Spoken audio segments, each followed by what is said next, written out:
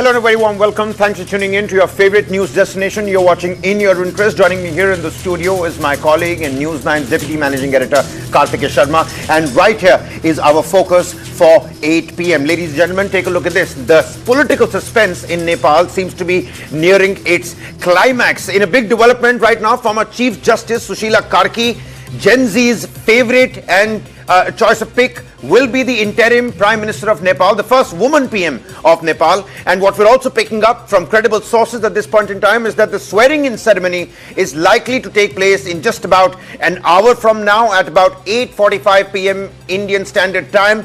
The Parliament is set to be dissolved by the President. And the latest details, of course, coming to us via Nepali media houses and Nepali blogs, is telling us that the President of Nepal, Ramchandra Paudel, informed the major political parties and the major political stakeholders of Nepal that he could not withstand the mounting public pressure anymore, particularly after the threats and the recent threats to surround the Sheetal Nivas, and decided hence to dissolve both the House of the Parliament and approve and go ahead with the appointment of Sushila Karki. Whilst deciding on Sushila Karki's appointment as the interim Prime Minister, what's more, this is a historical development, the first woman Prime Minister of Nepal. Whilst an almost final consensus on Karki had been reached earlier itself, the sticking point was whether the Parliament should be dissolved first or not. President Paudel was unlikely to dissolve the Parliament, but it seems like after consulting the political parties, he is reportedly now okay with it. Earlier, he was reluctant to pursue the path of the dissolution,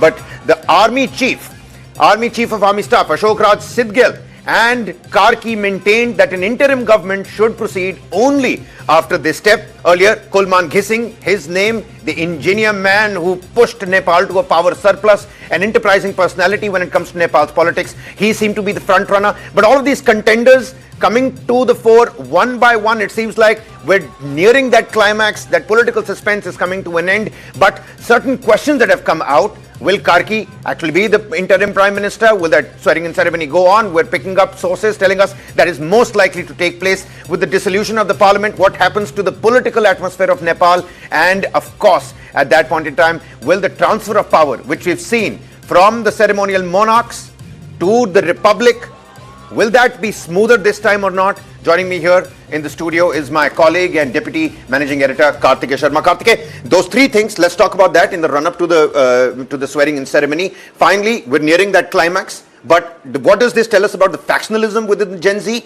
And with 40 years of experience behind Karki when it comes to her judicial work, when it comes to working for the citizens, will this transfer of power, will this be successful and smooth?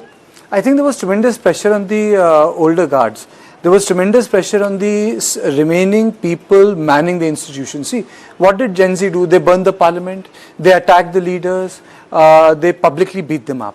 Now, unlike Sri Lanka, where Rajapaksa was protected by the security, here the security failed.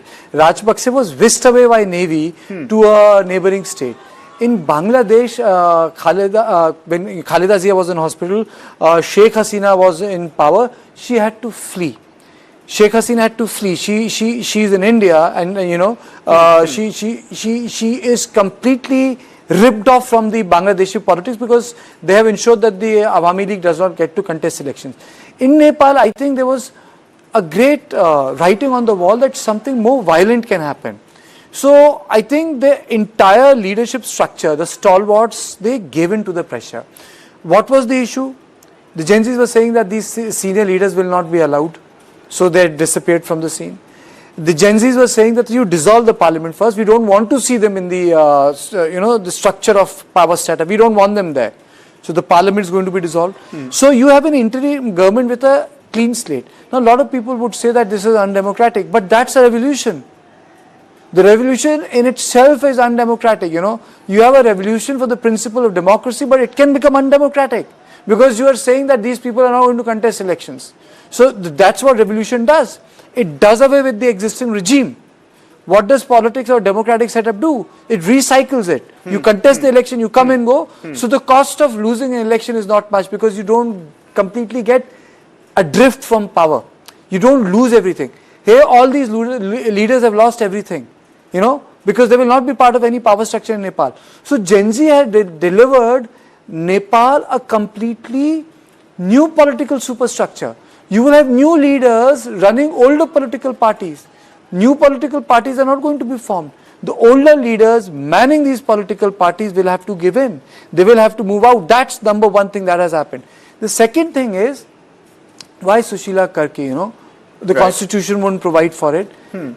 All other leaders somehow were not able to unite different factions. Sushila Karki, she was able to become a choice for all the factions. So it's not as if, this is a decision taken by army and Gen Z. When other political leaders were consulted, they say, well, let it be then Sushila. So it's not as if it's a decision born out of Gen Z pressure and army's position. How important will this political consensus be? Because she's already detailed this 6-month timeline now. That and also another breaking development for all the viewers that are with us right now. According to the President's office, a small cabinet will be announced later today, right after the oath-taking ceremony of Karki. The first cabinet meeting will recommend the House dissolution as demanded by the agitating groups, including the Gen Z movement. And whilst I'm talking about because that's procedural. That's absolute procedural. You see, when you swear in the new Prime Minister, that Prime Minister will dissolve the House. President will not be dissolve the House su motu, because they need to keep Kabir some democratic principles in mind. I mean, so the President will appoint a new Prime Minister, the Prime Minister appoints a new cabinet, the Prime Minister then does a cabinet meeting, and in that cabinet meeting the Prime Minister says that the Parliament stands dissolved till further orders, because the new elections will take place. In this process, the word you may use, the purge will take place of the older political elites. So this is the purge of the older political elites that is taking place in Nepal. And these students have got it. And why this pressure is working? Because they were taken completely unprepared. They were off guard when the violence took place. And they understand that something like Bangladesh can happen. So no one wants that. People want democracy to come back to Nepal. Look at what happened in Pakistan, what has happened in Bangladesh. Democracy has not taken firm roots in these two countries. Will that happen in Nepal? But it happened in Nepal. We have seen a pattern play around us Sri Lanka in India. and Nepal had undergone insurgencies. But they were able to seed democracy.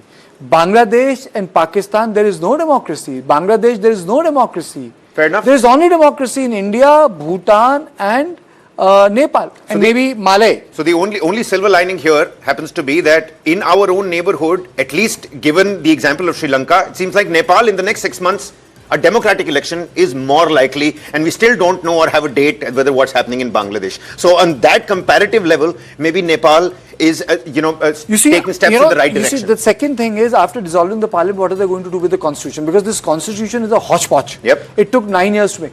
I really don't know what are they going to do with the constitution. A lot of people feel that the monarchy should come back, but then monarchy in what form? Monarchy can come back in the form of UK's monarchy. No one wants a monarchy in the form of Brunei or Thailand. No one wants an absolute monarchy. People want a Hindu Raj, or they want a sort of a Republican Hindu Raj, in the sense that it's there in the name. It's like the Scandinavian nations, where you are declared, like a lot of countries say we are Catholics, like Poland. It's declared, it's cultural, it's not religious, it's not like Saudi Arabia. So, those are all the issues which Sushila Karki will now have to sort out, because it's not about elections, it's about the cultural identity of Nepal, it's about the new political leadership, it's about the purge of the past leadership, and finally, as Clinton said, honey, it's about economy. Certainly. And I certainly feel that the task is cut out for Sushila Karki. Vouch on News9 to bring you rolling coverage of the developments that are taking place in Kathmandu or the Sheetal Nivas, where, of course, moments from now, the swearing-in ceremony will take place. The first woman Prime Minister of Nepal, Sushila Karki, is going to be sworn in as the interim caretaker after the entire fiasco that we've been seeing play out onto the streets of Kathmandu. Many thanks, Kartikeya, for joining us here, putting this breaking development into perspective. 8:45, 8:30 onwards, you can join us here on News9. We're going to now head first into what could be the mother of all political controversy. This is our story coming to you from Bihar. This is In Your Interest tonight.